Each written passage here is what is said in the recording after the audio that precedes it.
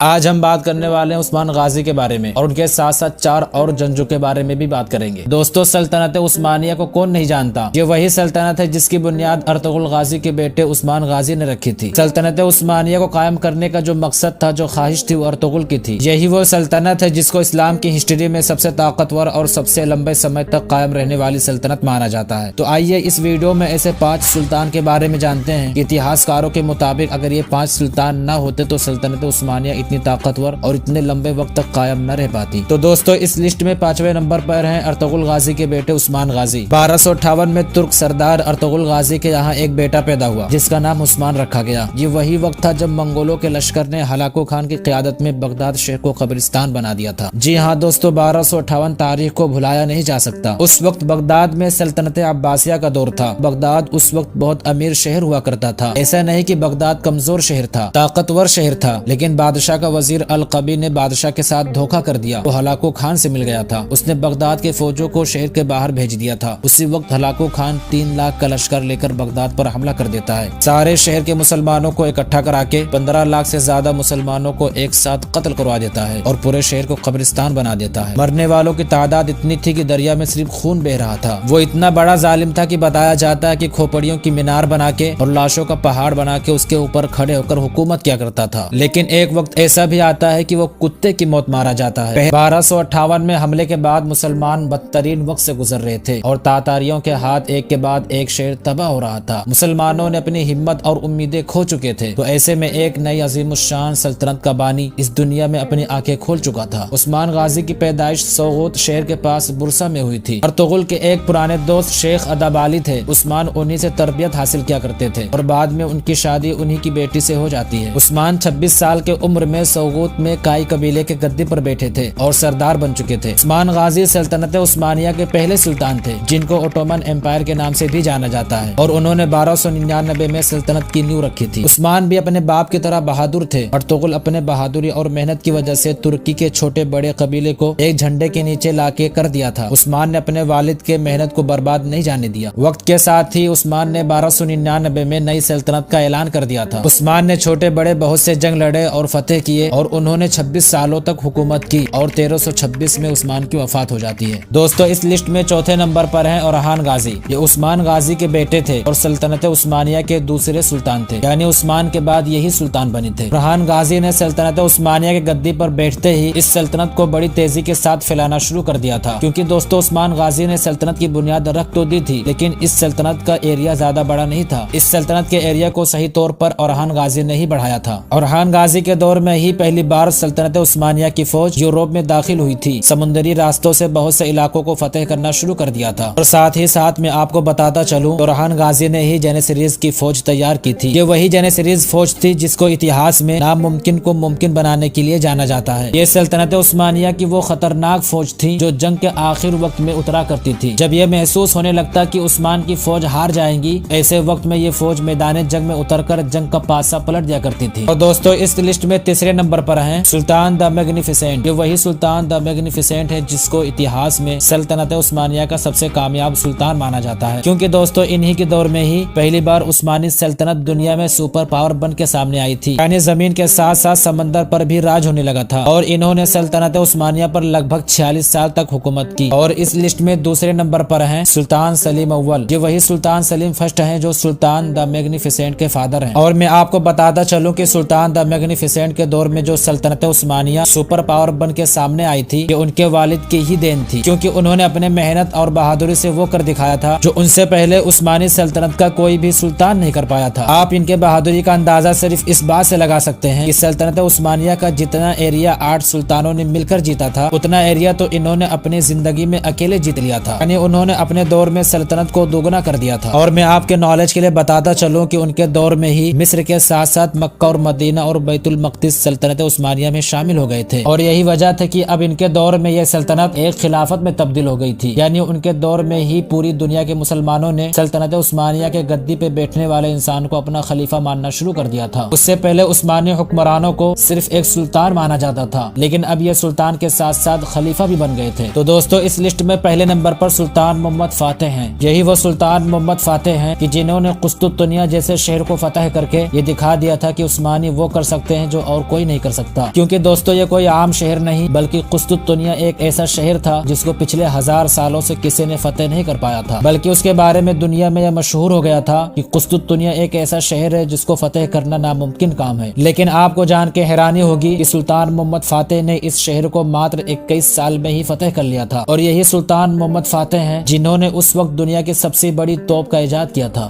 ये थे सल्तनत उस्मानिया के बहादुर सुल्तान। इनके अलावा और भी सुल्तान हैं। अर्तुगरुल के खानदान के 36 लोगों ने सल्तनत उस्मानिया पे हुकूमत की है। तो अगर आपको हिस्ट्री में इंटरेस्टेड है तो ऐसा ही नॉलेजेबल वीडियो के लिए चैनल को सब्सक्राइब जरूर से कर लेना, ताकि हर आने वाला वीडियो आप तक पहुंचे सबसे पहले।